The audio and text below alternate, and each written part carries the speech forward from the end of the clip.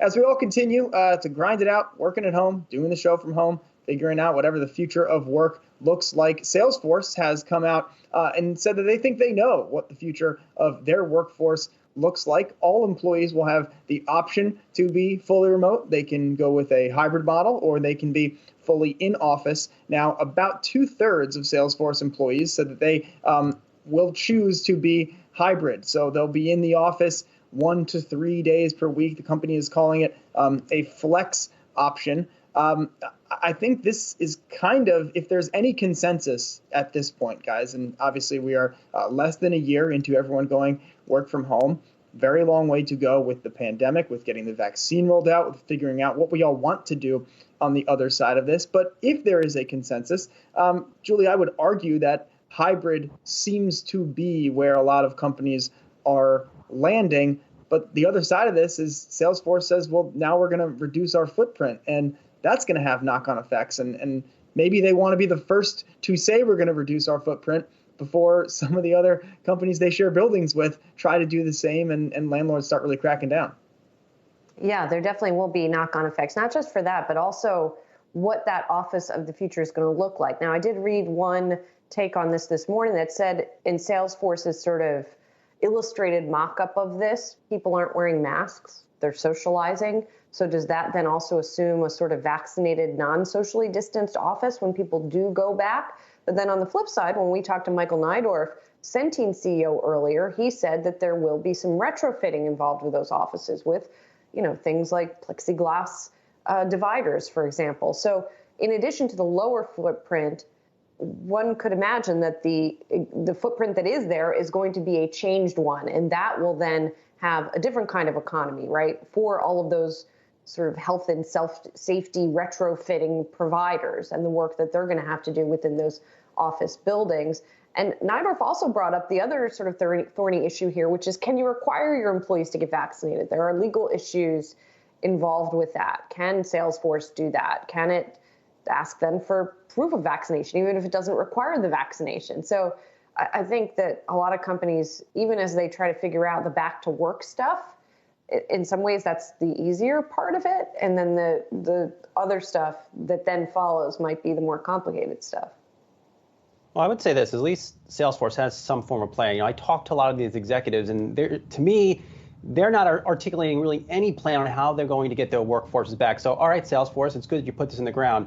But this brings up the second point, and I wouldn't be surprised, Myles, you probably have a take on this, if we don't see a productivity boom in 2022.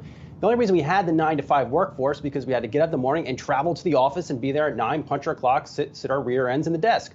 And then we had to pack up and start leaving at 4:30 to catch a train at 5 o'clock. Well, now there's no more boundaries.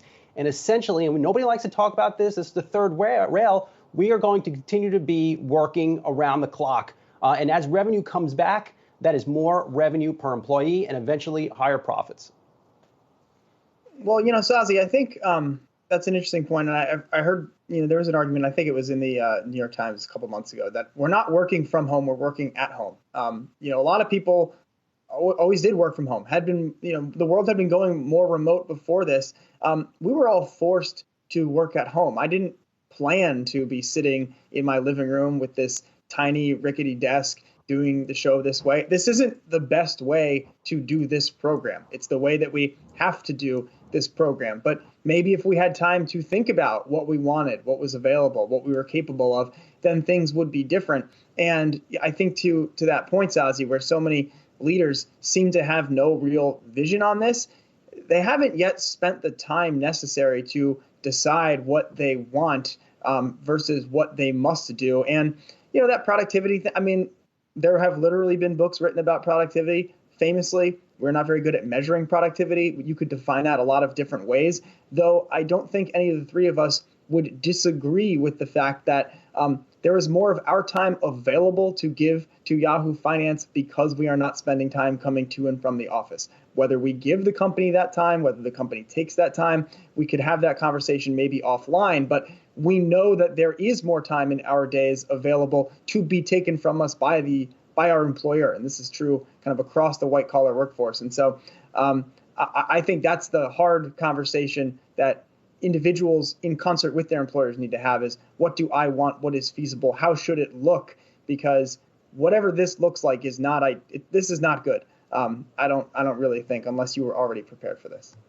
No, Myles, I mean, that's not really, those are some great points. But I would just anecdotally, I know I'm getting messages at 8 p.m., 9 p.m., 1 in the morning. These are messages that I know I would not have gotten 1 year ago. And that just goes to the productivity boom. And I see it in my own work. Not that I wasn't productive before, but I've seen things increase 2 to 3 times because now I am getting these messages. Whether it's good or not, maybe it's impacted my mental health. I'm not sure. But I know I've been able to produce more work over the past year. And this is the third rail. Nobody wants to talk about this. But that's why I think you could see this productivity boom.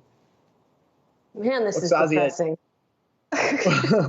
Well, it's not to get all deep on you. Certainly depressing. Not to get all deep on you. You know, look, Sozzi, I know your annual review is coming up next week. That's well timed. You are certainly cranking out the content, and I know that some people that care about that are certainly listening to the program. So great of you to work that in.